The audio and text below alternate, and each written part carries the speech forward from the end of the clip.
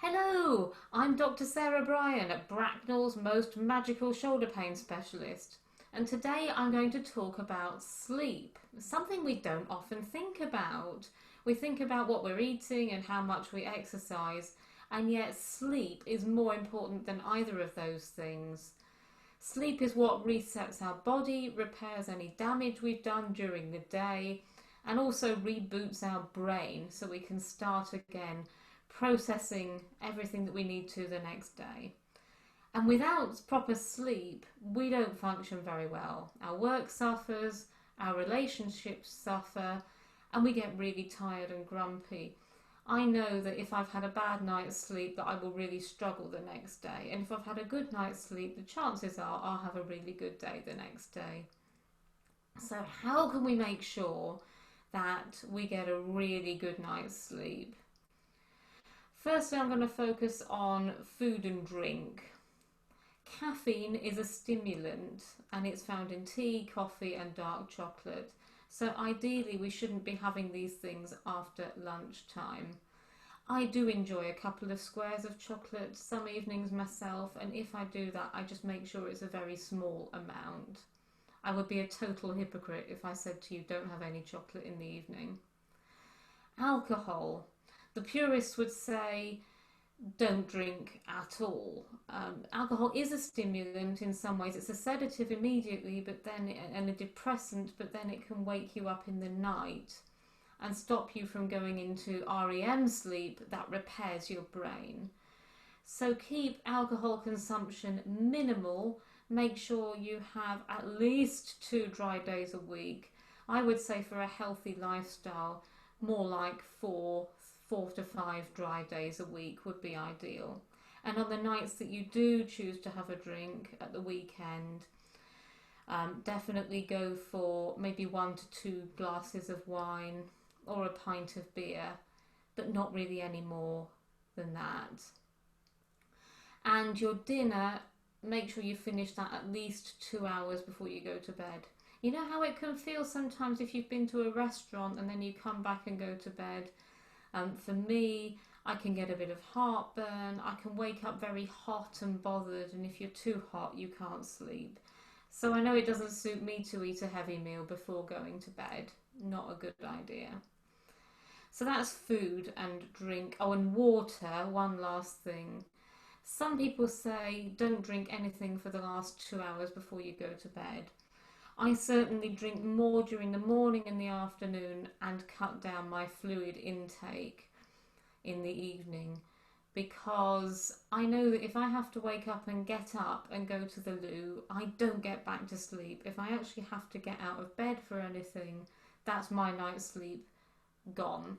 So I try and avoid that at all costs, really.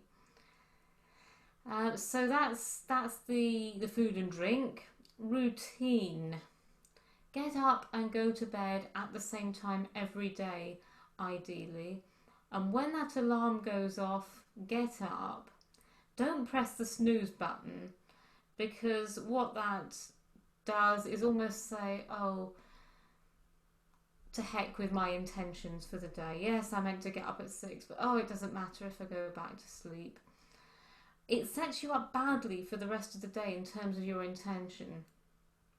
And the purists would say, don't have a lie-in at the weekend. I personally like a little bit of a lie-in at the weekend, and that's not a problem, I think, if you plan it in.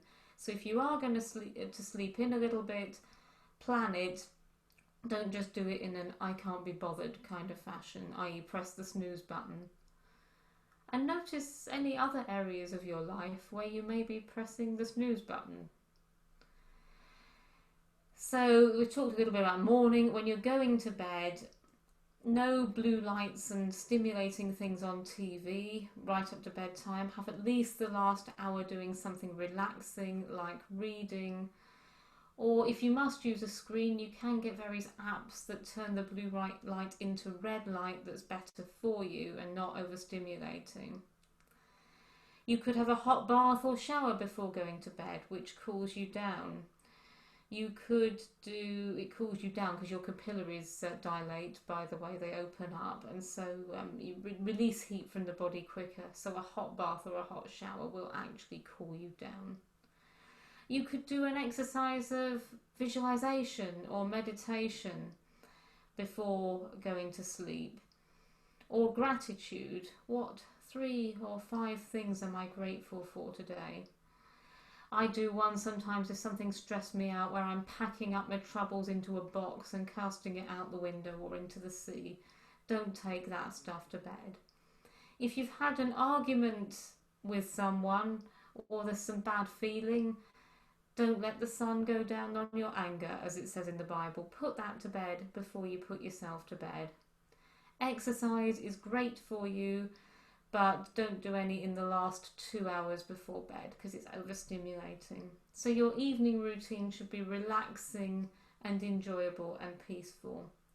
Some people find it useful to catnap during the day. If that's you, don't do it after 3 p.m. Personally, it makes me feel terrible if I sleep during the day, so I just don't do this. It doesn't work for me. And you need to try out all of these things and find out what works for you and what doesn't. And finally, your bedroom.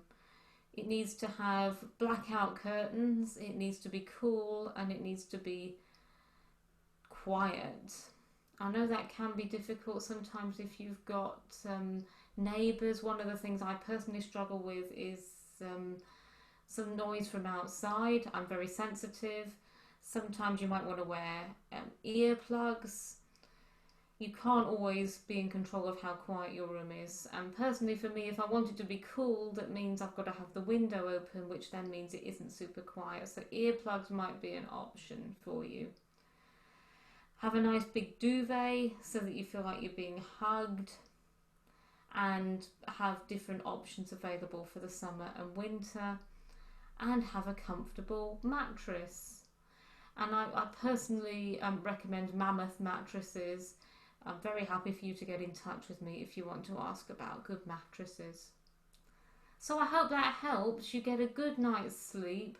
Try and stick to the same things you would normally be doing now during lockdown as you would normally do. Plan your routine and stick to it, and you'll feel much healthier and much more productive. Thank you for listening.